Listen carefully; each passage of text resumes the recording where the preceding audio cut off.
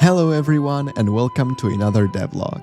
My name is Jordan, I'm an indie game dev currently working on the Song of Veridia, which is a fantasy action RPG with Souls-like elements heavily inspired by Skyrim and Terraria.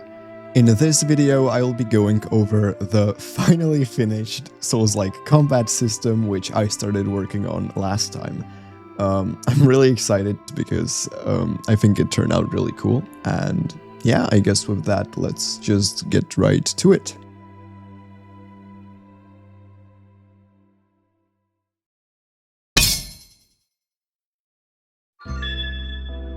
So last time I managed to implement just locking onto enemies, but obviously the old bland combat was still in place, and for these 2 months I've been focusing on making the actual combat just feel better, more punchy, and have more of a strategy to it.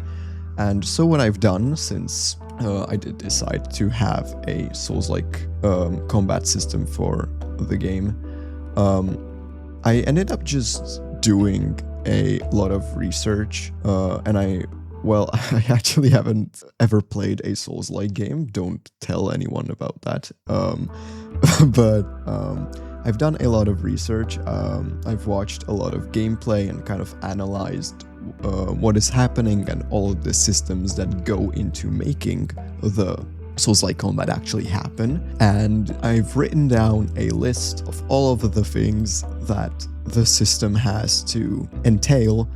And, you know, over the course of these 2 months, I've been implementing all of that. And yeah, it's finished now.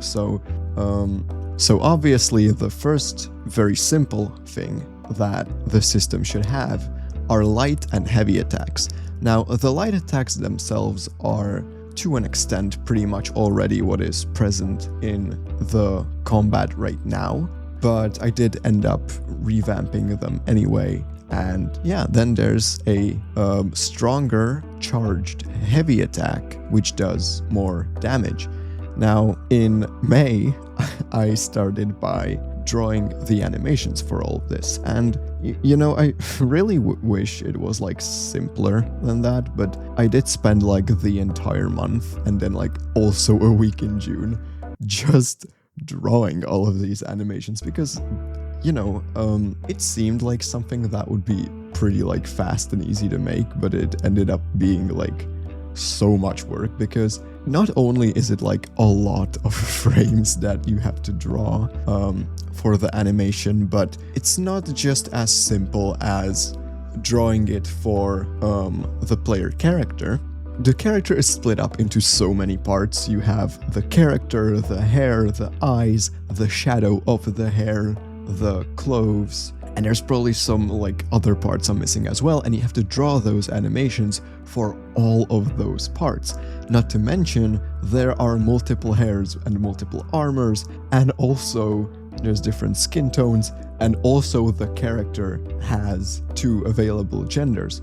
And so I had to draw those animations for every single one of those, as well as the combinations of those, because obviously the skin tones have to apply for both the male and the female version of the character, for instance, and the same goes for the hair shadows, because those are also tied to the skin tones. And so it was just a lot of work, but yeah, I think the animations did turn out really good. But yeah, once that was done, I imported it into the game and I just changed the animations from the old ones to the new ones, but I still kept the old system. And yeah, then I started like tweaking it and just improving it. There was a lot of there was a few bugs regarding just like hits not registering, and I did fix that to an extent, and so now it should work fine. And then regarding the heavy attacks, the heavy attack works pretty much the same way as the light attacks. However, you don't just get to immediately execute it. Instead, you have to charge the attack, which every weapon has a different charge time based on how heavy it is and things like that. And yeah, you get to charge up your attack, and once it's charged, you get to actually perform the heavy attack. Now, I am still going to tweak it a little bit, but generally you do slightly more damage with the heavy attack, and you know, it's worth it especially for the critical hits. However, I haven't actually changed the crit chance, and I feel like for a heavy attack you should probably have a higher crit chance, so I'm probably still gonna tweak that. But yeah, after that was done, I added a combat stamina bar, which I decided to place onto the hotbar, which is now located at the bottom of the screen. When you're fighting, your eyes are going to be mainly focused around the center of the screen. I just felt like the stamina bar should be more grounded and easy for you to see. And so when you perform any attack, whether it is a light or heavy attack, it will consume a bit of your stamina. Obviously, a light attack consumes less stamina than a heavy attack. And yeah, this actually makes the combat like a lot more slower and intentional. You don't just click your mouse like a maniac. Instead, you actually you have to wait for the right moment to strike and really strategize with your attacks. And you know, currently it's I can't really show it that well since there aren't any enemies and there's just a target dummy. But you know, once I have the enemies in place, it'll make a lot more sense what I'm talking about. But anyway, once the combat stamina was done, this was mainly inspired by Terraria, but obviously this is a big part of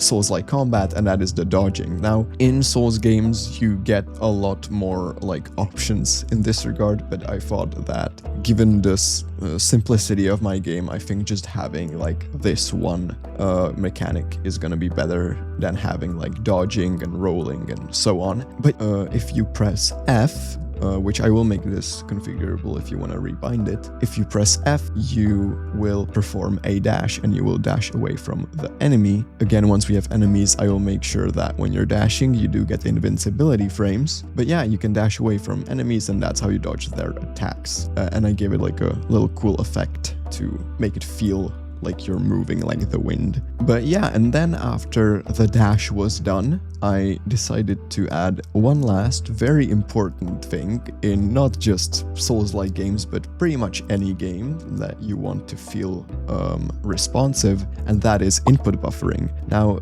if you don't know what that is, it basically just means that whenever you are, say, swinging your sword and you're waiting for the animation to finish and then clicking again, you might not time it right. You might click slightly before the actual animation is finished, and so the game is not going to let another attack happen.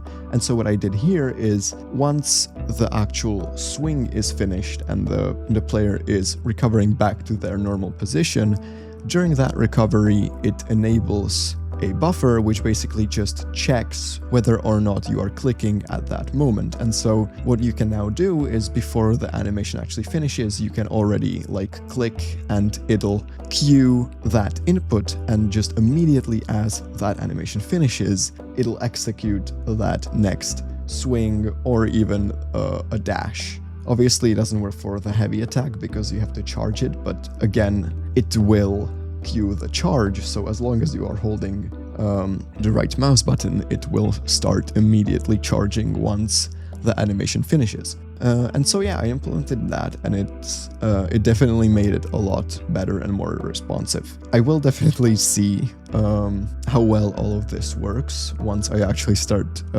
playtesting this game, and I'm very excited to start doing that. But yeah, after all of this was done, we pretty much had the whole combat done. However, it still felt very bland, and I really wanted it to feel heavy and punchy and satisfying.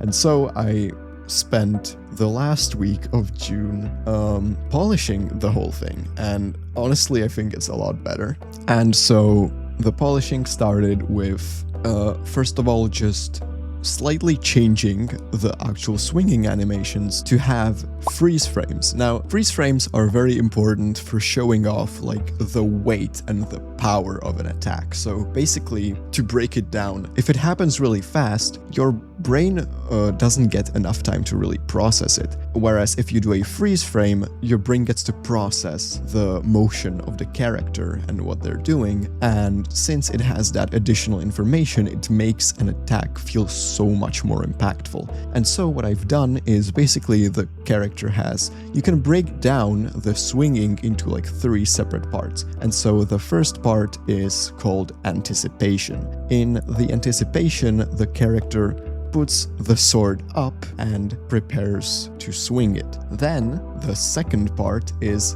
the slash itself. That's when the character actually swings the sword, and it's when damage gets administered to the enemy. The third and final part is the recovery, which is when the character goes back from the end of the swing back into their first position. And basically, how you make these work with the freeze frames, you put a freeze frame at the end of the anticipation, meaning you let the brain process the fact that like the character is preparing a powerful swing, and then immediately after that you do the swing, but the swing has to be faster than the rest of the animation to convey the power a lot more. And yeah, during the recovery, everything gets back into normal speed, and the character is preparing for another swing. And so those freeze frames helped a lot with conveying the power, but to make the sword feel a lot better as well, I decided to add slashing VFX to all of the swords. And so yeah, I did take the actual rotations of the sword as a reference, and I drew all of the slashes. And yeah, I think it turned out really good. I was messing around with the lighting, and it turns out that the slashes actually ended up glowing. I personally think it looks really cool. I think it makes it feel like cooler and yeah, and more badass. But yeah, let me know what you think of it, because I'm a little unsure. Like, I like it, but I'd like to hear what you guys think of it. And once the slashing was done, I added the final cherry on top, which was camera shake. As a preamble, I know that a lot of people don't like camera shake and it can make some people motion sick, so just know that like this will totally be like configurable and you will be able to turn it off in the actual game. But anyway, whenever you swing your sword, there's a bit of camera shake to make it feel more powerful, and of course if you do a heavy attack, it is even stronger. I will say, I might actually tweak this so that the camera only shakes if you hit an enemy, just because it feels a little weird that it would shake when there wasn't any impact, but those are like minor details. And of course, these attacks wouldn't really feel real if they didn't have some actual sounds to go with them. So I grabbed a bunch of appliances from my home, mostly from the kitchen, and I made a bunch of sounds for the slashes, the impacts, and so on. And yeah, here's what they sound like.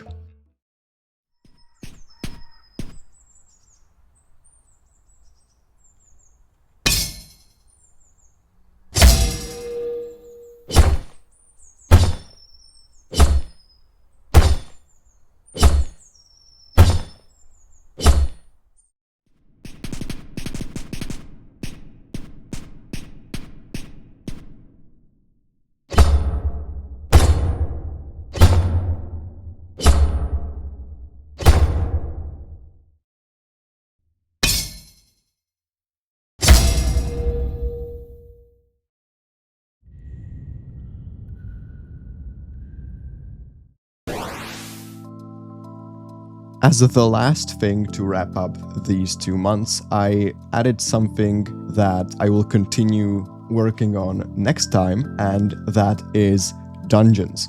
Now, I kind of just honestly wanted to have something different to look at, because I know that like pretty much the past like half year, the game has only had that one segment in the forest with the lake, and I kind of just wanted to look at something else.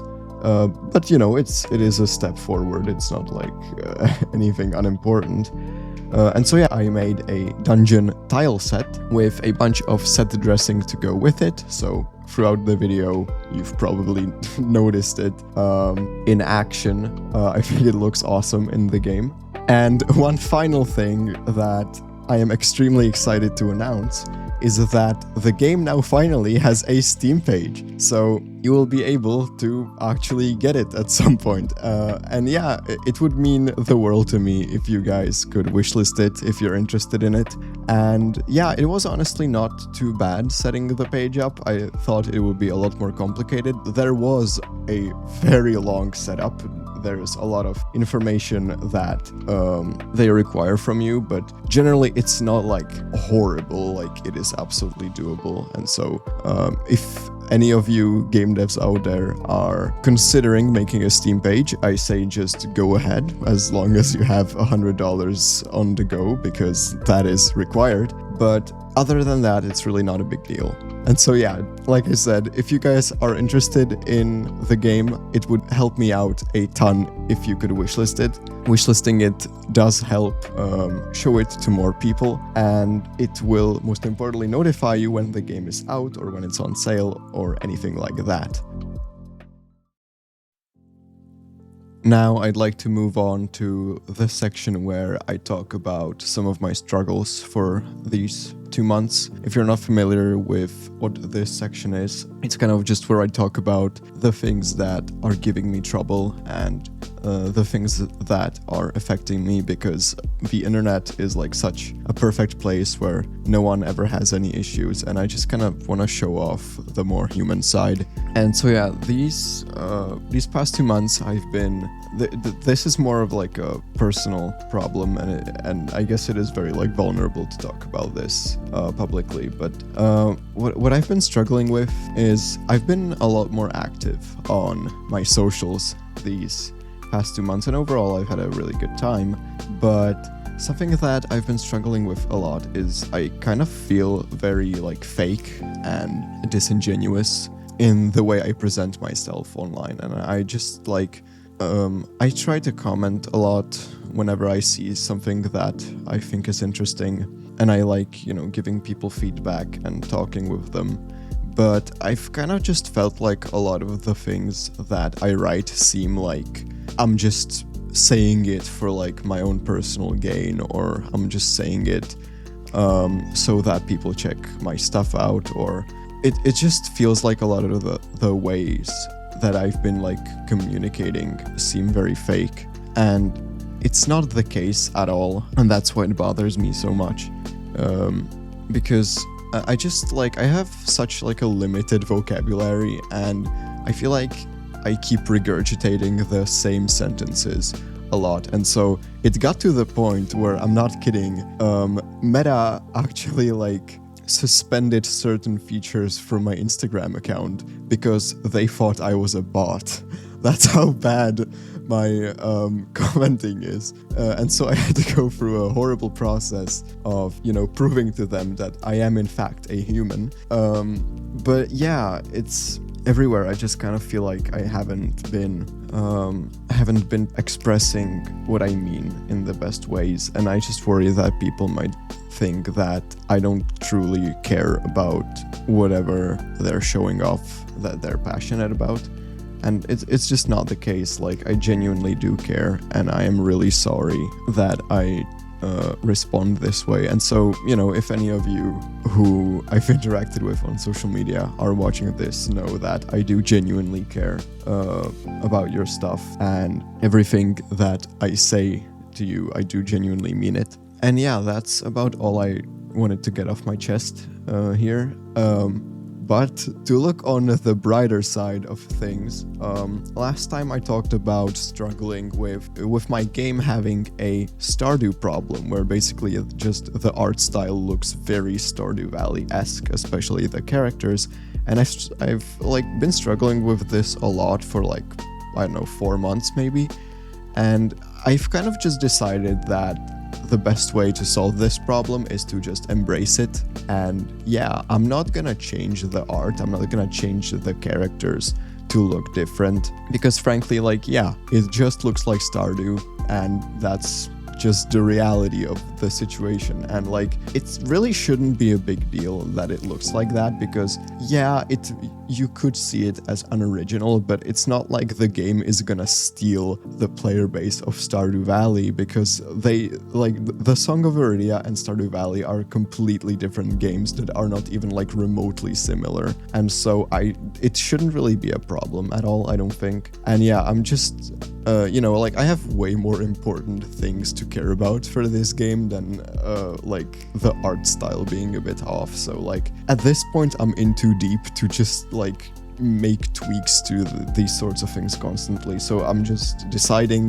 that I will embrace it, and yeah, that's it. And yeah, I guess with that out of the way, I'd like to thank you so much for watching this video until the end. If you enjoyed watching, remember to smash all the buttons below, and I'll see you next time.